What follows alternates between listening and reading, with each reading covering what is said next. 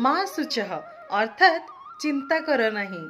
थरे जड़े व्यक्ति निजर प्रचुर परिमाण रे थिबा धन संपत्ति पई बहुत चिंताग्रस्त होई पड़िथिले एवं से चिंतित अवस्था रे निकटस्थ ज्योतिषालय को जाई पचारिले जे मो जातक रे किछि भूल अछि कि मते एते चिंता काहेकि लागुची मते तो लागुची मो डिप्रेशन को पळेबी।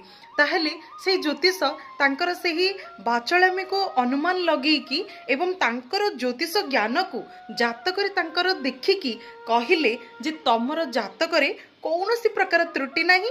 तुमर जदि त्रुटि अछि ताहले तुमर मानसिकता रे त्रुटि अछि। तुम्हें बहुत चिंता करुअछ से तुमर ए सब प्रॉब्लम होचे। तुम्हें गीता पाठ कर तुमर सब प्रॉब्लम ठीक हो जिवो। आ एथि तुमको गोटे मास टाइम दरकार। ताहले लोकटी बहुत चिंतार थिबा जोगु कहला नाई मो पाखरे बहुत टाइम कम मु ए सब गोटे मास पूरा पढ़ी परिबिनी दया करिक मते अति माने कम से कम भाबरे समय रे मते आपण सिखै दियंतु। से ज्योतिष जनक जे थिले से कहले जे मु आपण को केवल गोटे सप्ताह रे सब जिनिस सिखैबा को चाहे सेटा गीतार सारांश जोटा कि 18 अध्याय रे अंतर्निहित अछि। लोकटी कहला नाई मु गोटे अध्याय मध्य शुणी पारिबिनी गोटे सप्ताह मो पाखरे जम्मा टाइम नाई मोर ए काम अछि सेई काम अछि मु करि पारिबिनी मते आहुरी सरल भाबरे बुझे दियंतु। ज्योतिष जनक कहले जे ठीक अछि तुमे एक काम कर 18 अध्याय रे गोटे श्लोक अछि श्लोकटा को तुमे पूरा अभ्यस्त कर दियो आउ तार अर्थ बुझी दियो। एथि पई केवल तुमको गोटे दिन समय लागिवो तुमे भलो से बुझी परिबो तार सारांश को। ताहले से कहले जे नाही मो द्वारा किछि ए श्लोक ए सब जिंस मो द्वारा हबनी आपण आहुरी सहजर मते बुझे दियंतु। से कहले जे ठीक अछि ताहले तुमे गोटे जिनिस मन रख मा शुचः अर्थात चिंता कर नाही।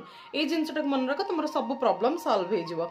लोकटी कहला जे नाही मोर तो एते सारा चिंता मु किपर भाबे ए मा शुचः कथारे आत्मसंतुष्टि पाई जिबी एवं मोर चिंता दूर हो जिवो। आपण एही परि भाबरे कहउचंती जे तो जातक जो लोकटे देखुतिले ज्योतिष विशेषज्ञ जनक से कहले जे एइथि पाही आपण को मु कहली जे गोटे मास टाइम नियंतु धीरे धीरे गीता अभ्यास करंतु।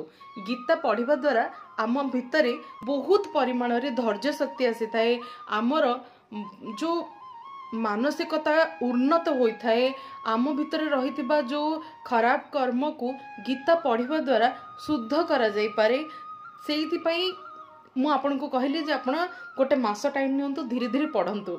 लोकटी कहिबार तात्पर्य को बुझी गीता पढ़िबा आरंभ कला एवं ता जीवन रे से पावरफुल जो शक्ति आम भितरे रही थाउची ताको बाहर को मध्य आनी परिला। धन्यवाद।